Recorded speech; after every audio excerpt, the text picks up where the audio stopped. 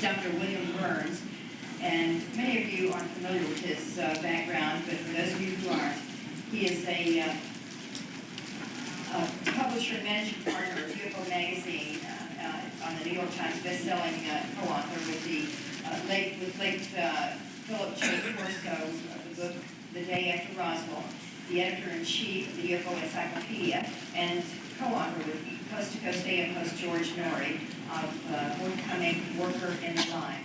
This is about the remote viewing, time travel, and out-of-body projections.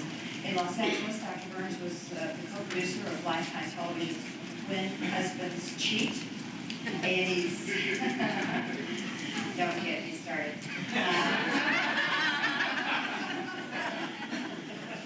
Okay, I think I was here for a reason. A&E's forthcoming The Rivermen and the forthcoming feature film Life in the Balance, all of which were based on books he wrote or developed as a New York publisher or producer.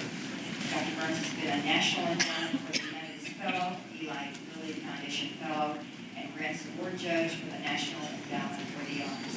And I know he has a lot of very interesting, intriguing information to pass along to us, so without further ado, it is my pleasure to welcome Dr. William Birnes.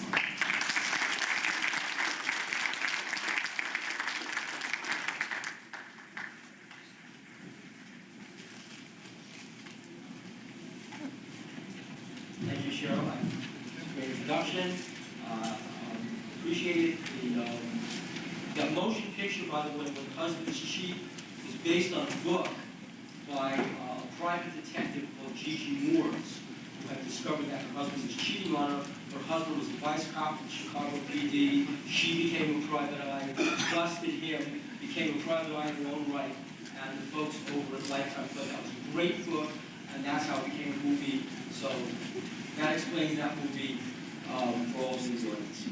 I'm, as Cheryl said, I'm the publisher of UFO magazine in Los Angeles, and also as managing partner and the editor of the UFO magazine Encyclopedia, which Pocket Books published just a few months ago. But I would say that one of the most important things I did, both as an author and as a publisher and a literary agent in New York, was getting Philip Corso's, Lieutenant Colonel Philip Corso's Day After Roswell into print, which, as those of you who were here earlier heard, that this was a very tough book to get into print, that it was not something publishers wanted to do in its earlier incarnations. And it really took some doing. It took a lot of rewriting, a lot of editing, a lot of activity to get this book into print and to find a really great publisher in Pocket Books. What we're going to talk about now, and ideally raise a lot of issues for us to chew over in the workshop, is Colonel Corso and the politics of disclosure. You heard this morning, or a few hours ago, that there's much more to the Phil Corso story than appeared in the book. The Phil Corso story was essentially a memoir. As it appeared in print, it was a memoir of an intelligence officer who was handed one of the most incredible secrets in the history of human beings on the planet. And that secret was that the Army knew that what had crashed in Roswell, New Mexico in 1947 wasn't any nose cone of a missile or a balloon or this. It was an extraterrestrial craft. And from that craft, the Army, before the services separated in 1947, yanked away its own cache of materials, which spent the next decades in the Pentagon in a file. And Philip Corso, either because it was his destiny, luck, happenstance, you fill in the blank, was tasked with this incredible mission. Here's the mission. Corso's boss was a man called Arthur Trudeau. who had been head of Army G2 intelligence, and now was the head of Army R&D, and had tried to get the United States Senate subcommittee on the armed services, Strom Thurmond, to lend his support to financing all these spectacular types of technology that were lasers and things like that, that were in that cache of materials. And Strom Thurmond said to Arthur Trudeau, "We're not going to finance this for one major reason. It was not invented here." Not invented here became the code word for Roswell debris. NIH, not invented here. And so Trudeau had to find a way to get this material into a mode, a position where it could be funded. What was the material? The material was a laser cutting tool, the material was fiber optics, the material was a super tenacity fiber, the material was the integrated circuit, such as it was in 1947. These were some of the items. The monofilament strands of glass that turned out to be fiber optics. These were some of the items. And as you know, one of them was night vision. And as you know, there was night vision at the end of World War II. The German Panzer divisions had it, the British had it, but it was this huge power pack, and they could not get that reduced in size enough to be portable for a GI to wear. So $60 million later, and one inner eyelid from an alien, the light collecting lens, allowed the folks at Fort Belvoir to develop night vision goggles for the Army, which found their first use in Vietnam in the middle 1960s. So this was it. And it was a tough book to get out, a tough book to do. We did it as a story, we did it as a memoir. We did it because Bill Corso had fought a lifelong battle with the enemies of the United States, the enemy within, basically, communists. And it was his position, later borne out, by the way, by the release of the Venona files years and years and years later, decades later, that central organs of the United States intelligence services had been infiltrated by and corrupted by the KGB. And he was born out to be correct. The issue is, it was the issue in 1997, and it's the issue today. Because the UFO community jumped on this book for a whole bunch of reasons that we get into in the workshop. But the issue was, given the background of real sightings, of flying triangles, of alien abductions, of Roswell, of Kecksburg, of the Flatwoods Monster, of all the tremendous stories, both plausible and implausible, that came out in the 1950s, 60s, 70s, 80s, 90s, this book became a focus point for a lot of those stories. It was the only book, I believe, and I may be wrong, this was not, don't hold me to this, but I've been told this, the only book on UFOs ever to make the cover, the page 1 of the New York Times. Only one. It did, and it did it because of Strom Thurmond. Strom Thurmond wrote the foreword. He really did. I know you've heard stories about this. It is true that at first he had written a foreword for another book. Colonel Corso went down to Washington, met with John Glenn, met with Strom Thurmond. And remember, both of these individuals were very hard of hearing, I'll be honest with you, and across an office that was huge. They communicated about the foreword, and Bill Corso said again and again, this is about the aliens. This is about Roswell. I must have said it 3 times, 4 times. And Strom Thurmond was, I know. And Strom Thurmond signed a release for the foreword for a book, knowing full well the title of the book was The Day After Roswell.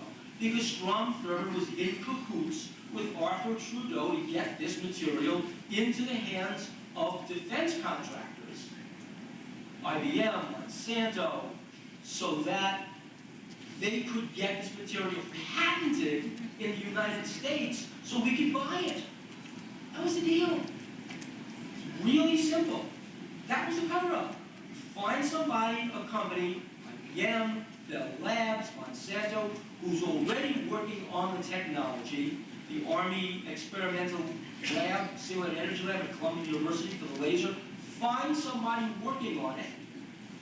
Give them the technology. Look, see, here's how they did it.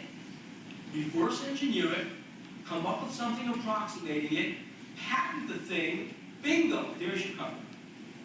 Easy. So, that was the premise of this. Now, in his final lectures, before academic audiences in the year that he died, from 1997 to 1998, outside the earshot of critics and debunkers and people like that, he was able to present a story that basically encompassed far more than Roswell. Roswell was a part of it, but the funny thing about Colonel Corso was that he talked about the implications of the story, what the story really meant, what the real secret was behind it. And I know that Phil Corso, I was here, so that's how I know it, alluded to some of the aspects of that story because he talked about his father's papers, the various files, the stories that could not be released. And I'm here to talk a little bit about that too, and the implications of that larger story for the essence of this conference, the premise of this conference, which is disclosure. The central question will there be disclosure? How will there be disclosure? Who will facilitate that disclosure? Will it be controlled by us? Are we a part of that disclosure? Does it have anything to do about us, this disclosure? What did Colonel Corso say about disclosure? Well, the first thing he said was very simple. He said, everybody's always known the truth. Nobody ever wanted to believe it. In other words, and Stan Friedman has pointed this out to his credit in his books and his articles and his presentations, Stan Friedman has said, and Phil Corso has said, the Army never set out, let's talk about Roswell, the Army never set out to cover up Roswell, right? What was the first thing that happened after the debris was brought back to the 509? Colonel Blanchard asked his PIO, Lieutenant Walter Howe, to send the press release to the radio and the local papers, Army recovers flying saucer from the desert. That was no mistake. That was no glitch. That was literally Blanchard telling his PIO, just get the story out. And as all of you know, because you're more sophisticated in this field than I am, as all of you know, the crash in Roswell was one of many sightings and incidents throughout the year 1947, preceded by just a few weeks with a major article in the papers about the item that the craft that Kenneth Arnold had seen over Mount Rainier, in which he said these crescents, these objects, skipped through the air like saucers. Okay? Now, so there was no attempt to cover this up. The newspapers reported it, the radio reported it. Why? What happened? What Phil Corso had said was that among the various discoveries the Army made at Walter Reed Army Hospital was this kind of double brain, the two brains, the multiple brains, you call it. There was, and they were androids. They were basically biological robots. That were the EPs, biological robots. They were programmed for space travel. In other words, biologically engineered for space travel. This is what the Army discovered. The Army discovered that these entities had a certain kind of ability. And that ability was the ability let's call it remote viewing, let's call it psychic projection, let's call it the ability to use their mentalities to interface with a craft, to so direct that craft in a specific direction, through space, and yes, through time. Now, so this is like all 101. A year or so after Colonel Corso died, he died in 1998, after he died, I had the absolute pleasure, and this is what bears on disclosure, absolute pleasure of meeting with the Philip Corso of the United States Navy. Dead man. Not without leaving a huge residue of files. Same with Colonel Corso's files. And I'll tell you where the two sets of files, I can talk a little bit about them, where the two sets of files intersect, where they overlap. We asked this individual, and let me give you the background of the individual. You all know the story, but here's what you don't know. How many of you in the audience have heard about the book, The Case for UFOs by Morris K. Jessup? Famous book in the 50s, right? Mass market book. Do you remember the story, which goes something like this? Morris K. Jessup wrote about the Philadelphia experiment. Whether it's true as it was, what Arlene Burke said, what Carlos Allende said, what Kevin Randall said, what Ray Bradbury said, set that all aside for a second. I can spend the next hour going through the Philadelphia experiment, yay, nay, okay? Not the point. The point is, in the book, he talked about the Philadelphia experiment. It was in the 1950s. The Navy was so obsessed with what he wrote about that they asked two officers from the Office of Naval Intelligence to review the book and write notes about the book. And you know the Navy later released a press release saying there was no time travel experiment, and that it had given the book to two naval officers and named the officers, one of whom was George Hoover, to write, this is public domain, nothing secret here, to make notes about the book. Those notes found their way into an edition of the book called the Barrow edition of The Case for UFOs. And the book seemed to disappear. George Hoover, and later on George Hoover's widow, handed me that book. For time travel, a kind of a holy grail from the 1950s. And here's what George Hoover said. And this is what will bear on disclosure and how it relates to Philip Corso. What George Hoover said, and what Colonel Corso knew, was this. Bill, it never was about the UFOs. Can you imagine somebody saying that to you? It was never about the UFOs. Ever. We knew there were UFOs. What did Phil Corso say? Everybody's seen UFOs. It was in the newspapers. There's no cover-up. How can you have a cover-up when you've got Kenneth Arnold in the newspaper saying he's seen UFOs? What is he, a kook? No, he was pilot. How can there be a cover-up when you've got UFOs over Washington, D.C.? How can there be a cover-up when the Air Force has to send a general to talk about it? In other words, you could cover it up, but it's in the newspapers. It was never about the UFOs. We've all seen UFOs. What are those things over the Hudson Valley? What are those things over Phoenix? What are those things out in the Pacific? I mean, get together on this. We've all seen them. The CIA can deny it, but what does the CIA then say in its official history of UFOs? That's the big cover-up. Oh, we use UFOs as a cover for stealth. When, of course, we all knew they couldn't be using UFOs as a cover for stealth when there was no stealth, when they were doing the cover-up for the stealth. Document after document after document, read Rich Dolan's wonderful book on the national security state, points to the existence of UFOs.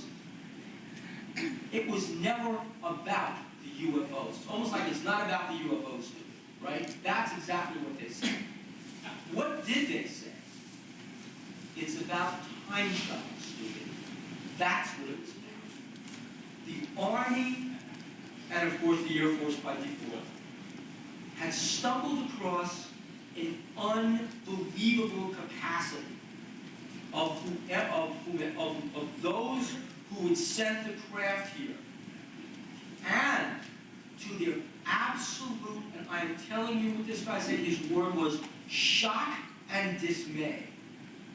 An absolute capacity about us. Because remember, there were other crashes after Roswell. Remember Kingman, Arizona, 53? There were other crashes. What they found was that these entities didn't just mentally project themselves. And if you look at some of the stories, the emitters, Element 115, and I can go into that too. Maybe we'll do that in the workshop, how the technology works. But the point is, because on the Corso page, the point is that they were able to project themselves, to use capacity to view something. In other words, they had made a practical application of something that the quantum physicists predicted existed, but which nobody could do. What was the prediction? Non-locality. That there was a unity of time and space such that you could manipulate that to take yourself to a spot. We'll get into some more practical applications of that in a bit, but that was the secret. Remote viewing, projection. And the secret was not that they could do it, because they could. The secret was that we could do it. And the secret was not only that we could do it, but we had been doing it, and probably had been doing it for a long, long time. Shamanism, medicine, ESP, higher sensory projection. That was what drove the military crazy. Now, let's go back to a second to Richard Dolan's concept of a national security state.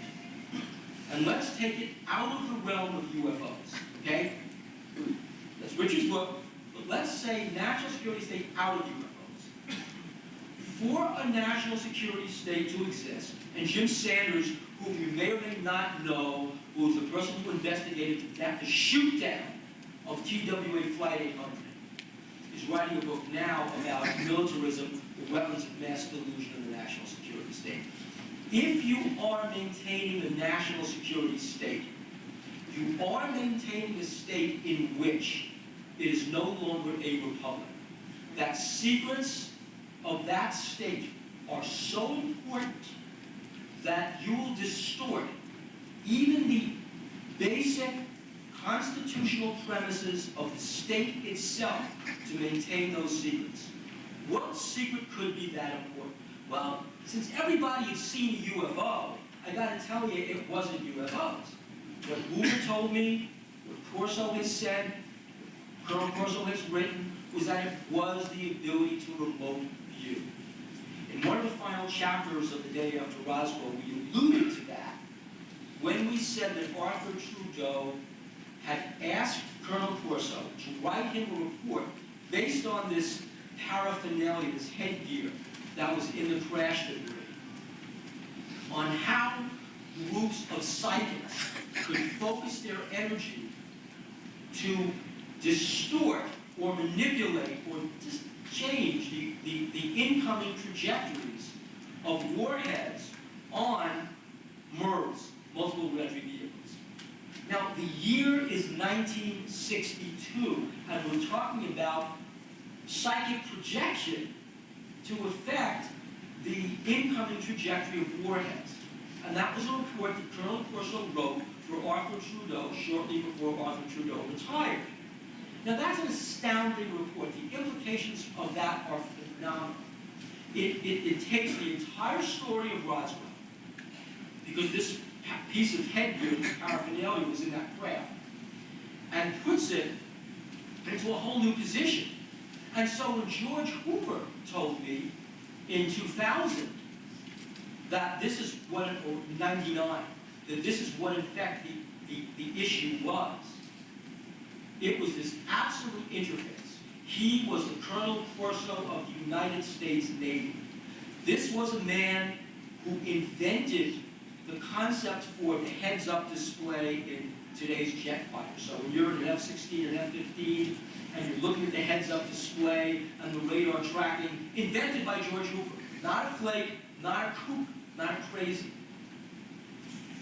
Hoover invented certain kinds of computer displays for our nation's attack subs to track the Russian boomers, the Russian ICBM subs. Not a flake, not a kook. When he retired from the Navy, George Hoover became the advisor to Walt Disney for the Man in Space, the old Disneyland television show back in the 1950s, that series. He was the advisor. What did he know? I'm in his library in California. He is done.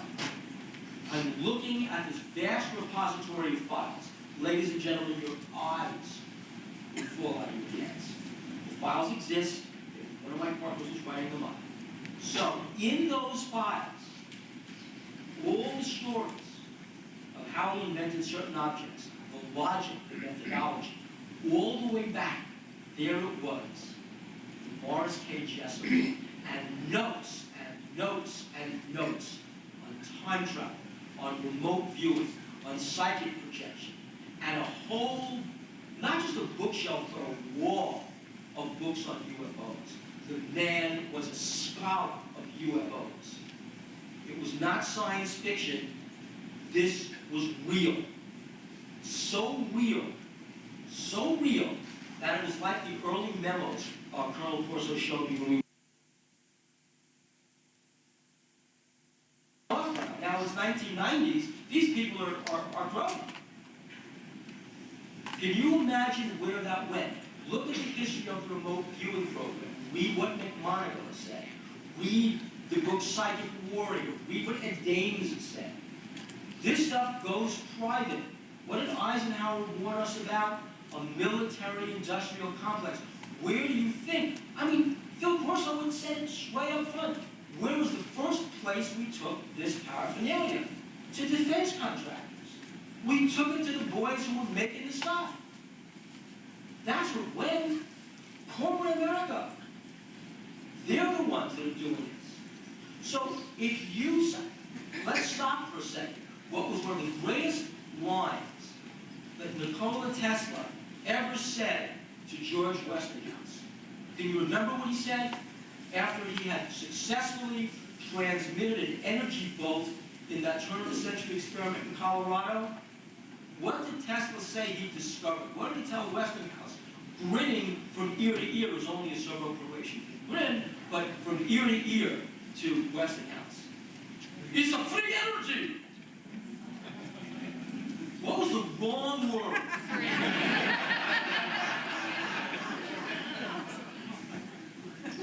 Well, what do you think remote viewing is? You don't have to go on JetBlue anymore. If I want to be there, I can go there. And I don't have to leave the room. I don't even have to close my eyes.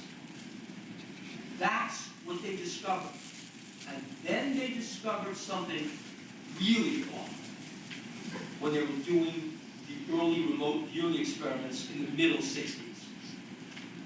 They didn't just discover they could go there.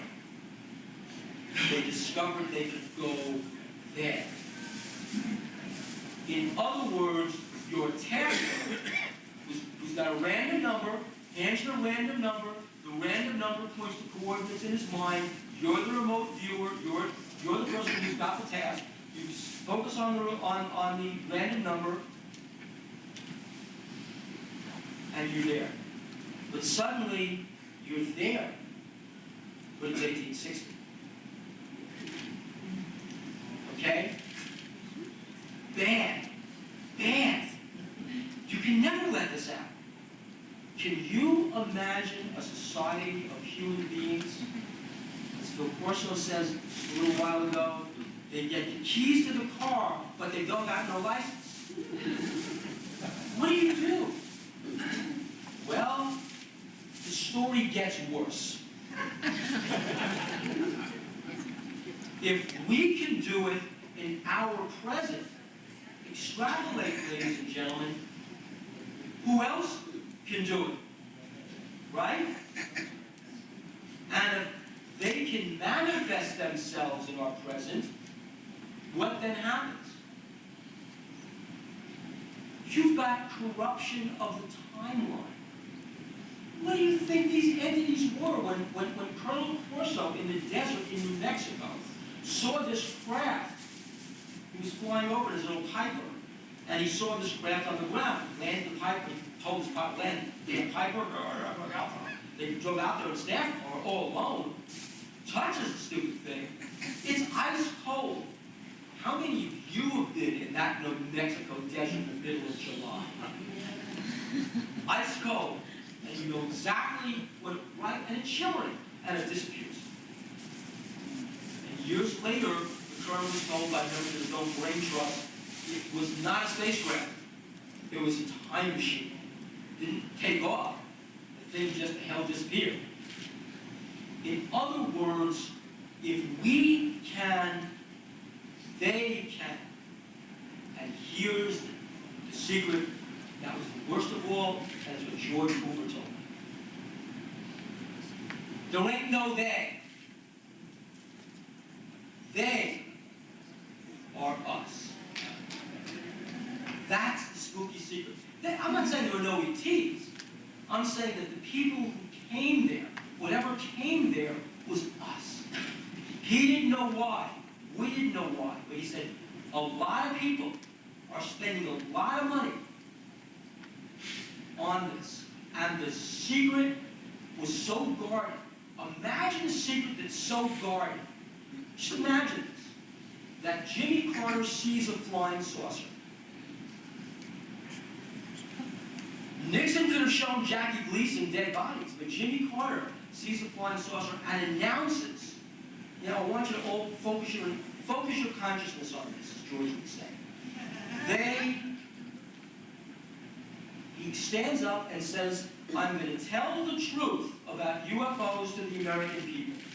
We all remember Jimmy Carter's famous statement. What did he never do? Never tell the truth about UFOs to the American people. Right? I mean, read my lips, no new UFOs. Didn't happen. Why? As the story goes, this mysterious person walks into Carter's office, right past the Secret Service guard. If you've ever seen that, it's a very small anteroom. I mean, I've seen it. It's a very, it's at the White House. It's small. It's an anteroom. It's almost like a little chamber. I mean, it's like it's the president. It's like, why is it so small? I don't get it. Well, the White House is 20 years old. But the thing is, a small office outside. The Secret Service sits. And the president sometimes, Reagan had this real habit, because he was really kept out of the loop and a lot of stuff. He would look out to see who was in the office, right in the president's head. Anyway, who could walk by Secret Service? Obviously somebody with clearance, correct? And it wouldn't be some guy wearing a black hat, like Tommy Lee Jones or somebody. It wouldn't be that person. It would be somebody so recognized, it would be the Condoleezza Rice of the Carter administration. Think now, who would walk, you got it, who would walk into that office with national security clearances so high that he could say to the president, you will not tell the American people about UFOs. You will not tell them the truth. It'll be the end of your presidency and probably the end of everything you know. Who could walk into the office with such a high security clearance Anybody got a name? Here you go. Zbigniew Brzezinski, Jimmy Carter's National Security Advisor, the Condoleezza Rice of the Carter administration. Hoover told me that person never left. Hoover told me Corso never left. Never left. Once you're in, you don't leave. I'll give you a 30-second anecdote, and then I'll tell you why there will be no disclosure that way. Here's the 30-second anecdote. Told to me by somebody, I can't mention, I promised him, he was one of those who vetted Corso. You think that we put our names on a book by somebody that was unvetted? You think I'm actually going to go before the American public on a book about flying saucers unless I had some shred of credibility about this? In the workshop, we'll talk about that credibility. You know, I'm not that stupid. I'm not going to go forward and stand in front of Dateline and 60 Minutes and all those news stories and say, oh yeah, this guy was the flying saucer guy. Wouldn't I have had to have one simple piece? I actually had a whole file of pieces. One of the people who vetted Corso was so in, everybody else is out. Told me this story. A test pilot friend of his at Area 51 was asked to test a flight simulator. True story, a flight simulator. The guy steps into the booth. Seconds later, he's on the other side of the hangar. He doesn't know how he got there. This is 30 years ago. He doesn't know how he got there. And he says, I'm out of here. And they say to him, feet first. You ain't out of here. Now, what does this mean? It means this. That, don't you think that a book is sensitive about secrets, about talking about Kennedy, I mean, think of what didn't happen if the day after Roswell came out. What did the book say? Think about the implications of this for 1 second. What did the book say? It said that IBM, Monsanto, Bell Labs, all those patents, all those billions and billions of dollars, where did they come from? Right? They were not invented here. Shockley retained the transistor out of that crash. Who never stepped up to say anything? Who? You're challenging patents, ladies and gentlemen. You're challenging patents right the hell smack in the middle of .com America when patents are the most valuable things. Who didn't say anything? Bell Labs, IBM, Monsanto, not a peep. Shouldn't the Army have said, this guy's a fraud, this guy's a hoax, this guy's crazy, this guy's a coup? Shouldn't the Army have said it? You know what the Army did? You know what they did? I'll tell you another story. You know what they did? They ordered 5 boxes of books at the Pentagon bookstore saying all of Colonel Corso's old friends at the Pentagon want to buy the book. That's what they did. So we printed an article in UFO magazine 3 years ago on Star Wars. The Star Warriors, Myers and Rummy. The weapons in Iraq, the weapons in Afghanistan, the weapons all over the place, the weapons we're using, they came out of the crash in Roswell. Colonel Corso talked about it. Directed particle beam weapons, high energy lasers. It's in the book. It's all in the book. We get a letter. I wish I had the magazine. We got a letter. A letter from Rummy's office. We're acquainted. Man, this guy's pissed. We open the letter. What an excellent article on Star Wars. Can you send us a part in the magazines, please, the Pentagon? We get a letter from Richard Myers. Again, what's he going to say? Thanks for putting me on the cover of your magazine. Could you sell me a box magazine, please, with the Pentagon? They want to know. In other words, I believe, and I will go over this in the workshop again and again and again. When you say, oh, Colonel Corso, he broke his oath. Oh, Colonel Corso, nobody broke anything. Don't you realize he indicated to me without telling me it was part of the plan? So when you talk about disclosure, all those people in the black hats, in the funny capes, in the wacky sunglasses, in the pink uniforms, they're all gone. What's left? What's left is basically the Department of Motor Vehicles for UFOs. And you know how screwed up they are. In other words, there is no big cover-up. There doesn't have to be, because there never was a cover-up in the first place. We, looking at the obvious truth, chose to believe something else because the truth was too big. So of course Colonel Corso could write the day after Roswell. Why not? Who's stopping him? Nobody. In fact, they're applauding from the sidelines as he's writing the book. So how and when will disclosure come? And I leave you with this, and I hope we can pick it up again in the workshop. How and when will disclosure come? When we realize collectively it's already taken place. That's when it will come. Act on that information, not on the information that they're keeping in front of you, because they can't, because you already know.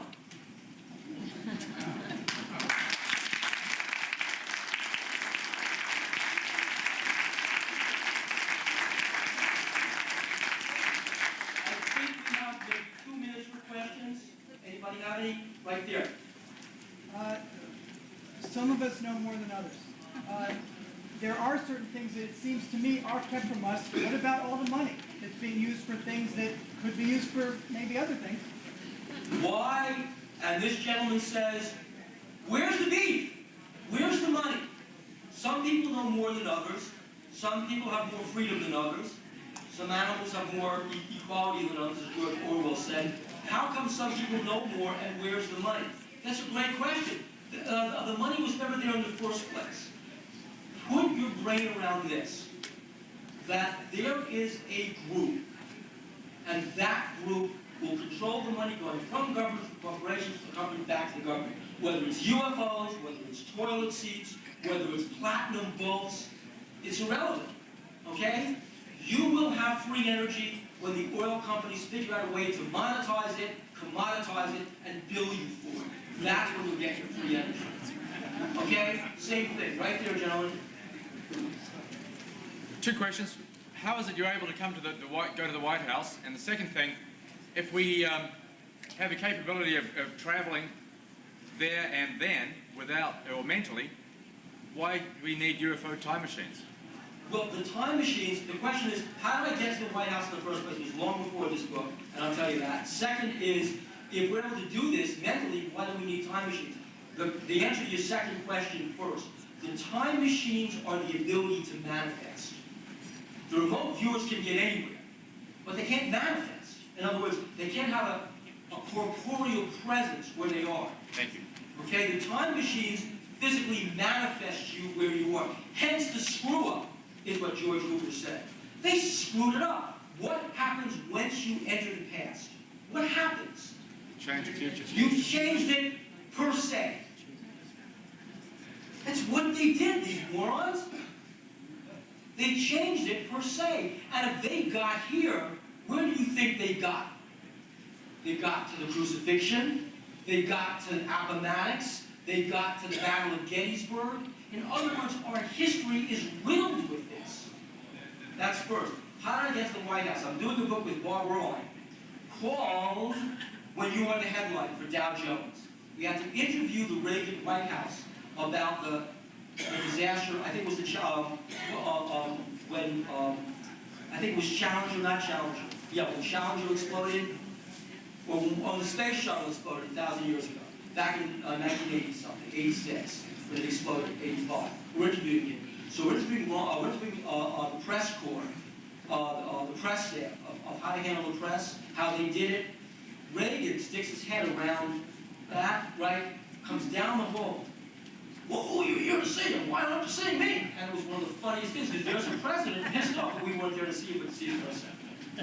Expand on the Philadelphia experiment. The Philadelphia experiment, okay? Indeed, what they were trying to do was get ships like the destroyer escort the Eldridge into Japanese home waters, and so the Japanese had certain kinds of mines that were set off by the magnetism of the hulls that were demagnetizing. Okay, that was one of the premises of the experiment. Arleigh Burke said that to Colonel Corso. That's all true. All true was that it did go wrong, that they did have an energy burst, that it did arc, that there were crewmen that were fused to the deck. One of the things that happened was that they were playing with, you know, man should never, they were playing with these really high energy bursts, and the ship winked out. It just for a second, you know, there was no alveolar, it winked out. And nobody, you know, it's not like this was like a cataclysm, or like the skies opened up, Moses came down and said, you've gotten the truth. It simply winked out. They discovered something. That was, and then Carl Allen goes to Ray Bradbury, hoaxes up the story, Ray Bradbury writes the, and that's how the story got out of control. But in reality, it winked out. Nobody knew why it winked out. It wasn't a radar thing, it just, for a split second, wasn't there. Then they sent it down to Norfolk, Virginia, it's the fog, hence the disappearance.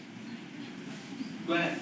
What did the remote viewers or your research show that's going on with the abductions of thousands of people? What the remote viewers discovered: A, there was a Roswell. B, there were underground bases. C, there was a presence on the move. And D, the abductees, in some cases, went to those underground bases.